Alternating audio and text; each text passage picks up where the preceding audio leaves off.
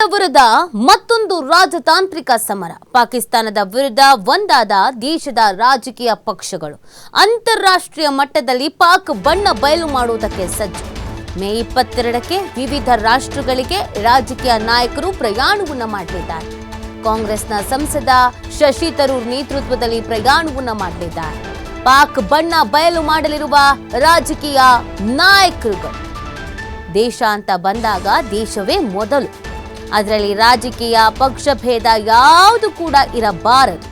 ಆ ಹಿನ್ನೆಲೆಯಲ್ಲಿ ಈಗ ಪಾಕಿಸ್ತಾನಕ್ಕೆ ಬುದ್ಧಿ ಕಲಿಸಬೇಕು, ಪಾಕಿಸ್ತಾನದ ನೀಚ ಬಣ್ಣವನ್ನು ಬಯಲು ಮಾಡಬೇಕು, ಜಾಗತಿಕವಾಗಿ ಪಾಕಿಸ್ತಾನದ ಮಾನ ಮರ್ಯಾದೆ ಹರಾಜು ಮಾಡಬೇಕು ಅಂತ ಅಂದರೆ ಕೆಲವು ಸಂದೇಶವನ್ನು ನೀಡಬೇಕಾಗತ್ತೆ. ಆ ಕಾರಣಕ್ಕಾಗಿ ಇದೀಗ ಪಾಕ್ನ ವಿರುದ್ಧ ರಾಜತಾಂತ್ರಿಕ ಸಮರಕ್ಕೆ ಹೆಜ್ಜೆ ಇಡಲಾಗಿದೆ. ಪಾಕ್ ವಿರುದ್ಧ ಒಂದಾದ ದೇಶದ ಎಲ್ಲ ಪಕ್ಷಗಳು ಪಾಕ್ನ ಬಣ್ಣ ಬಯಲು ಮಾಡೋದಕ್ಕೆ ಇದು ಸರಿಯಾದ ಸಮಯ. ಮೇ 22ಕ್ಕೆ ವಿದೇಶಗಳಿಗೆ ನಾಯಕರುಗಳು ಪ್ರಯಾಣವನ್ನು ಮಾಡಲಿದ್ದಾರೆ. ಸಂಸದ ಶಶಿ ತರೂರ್ ಅವರ ನೇತೃತ್ವದಲ್ಲಿ ಈ ಪ್ರಯಾಣವನ್ನು ಮಾಡಲಿದ್ದಾರೆ. ಈ ನಾಯಕರುಗಳು ಪಾಕ್ನ ಬಣ್ಣವನ್ನು ಜಾಗತಿಕ ಮಟ್ಟದಲ್ಲಿ ಬಯಲು ಮಾಡಲಿದ್ದಾರೆ. ಈಗಾಗಲೇ ಭಾರತ ರಾಜತಾಂತ್ರಿಕವಾಗಿ ಅನೇಕ ನಿರ್ಧಾರಗಳನ್ನು ತೆಗೆದುಕೊಂಡಿದೆ. ಆ ನಿರ್ಧಾರಗಳಿಂದ ಪಾಕಿಸ್ತಾನಕ್ಕೆ ಹಿನ್ನಡೆ ಆಗಿದೆ, ಮುಜುಗರ ಆಗಿದೆ, ಮುಖಭಂಗ ಆಗಿದೆ. ಅದೆಲ್ಲದರಿಂದ ಇನ್ನೂ ಪುಟಿದೆದ್ದೇ ಇಲ್ಲ. ಮತ್ತೊಂದು ಹೆಜ್ಜೆಯನ್ನು ಈಗ ಇಟ್ಟಿರೋದು.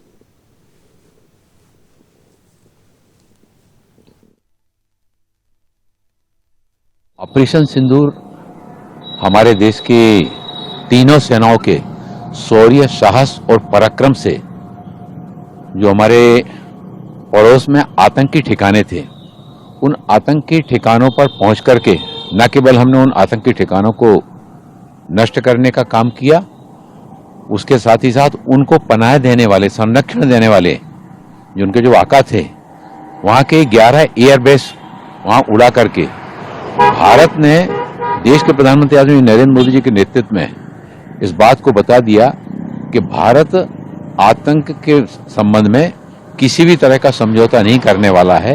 जिस तरह से हमारे देश में पहलगांव में निर्दोष नागरिकों के ऊपर उनका धर्म पूछ करके उनकी पत्नी और बच्चों के सामने उनकी हत्या की गई, ये बहुत ही निंदनीय काम था।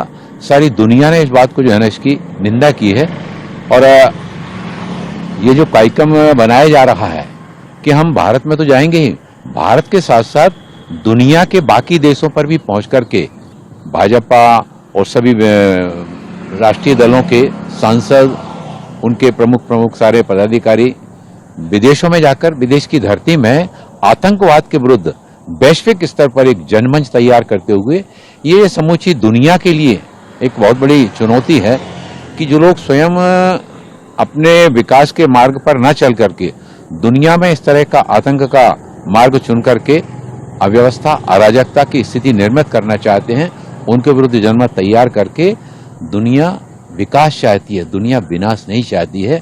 भारत जिस तरह से विकास के मार्ग पर आगे बढ़ रहा है, उसमें हम तो वसुधैव कुटुंबकम की अवधारणा को लेकर चलने वाले लोग हैं, हम सबके कल्याण की भावना को लेकर चलने वाले लोग हैं।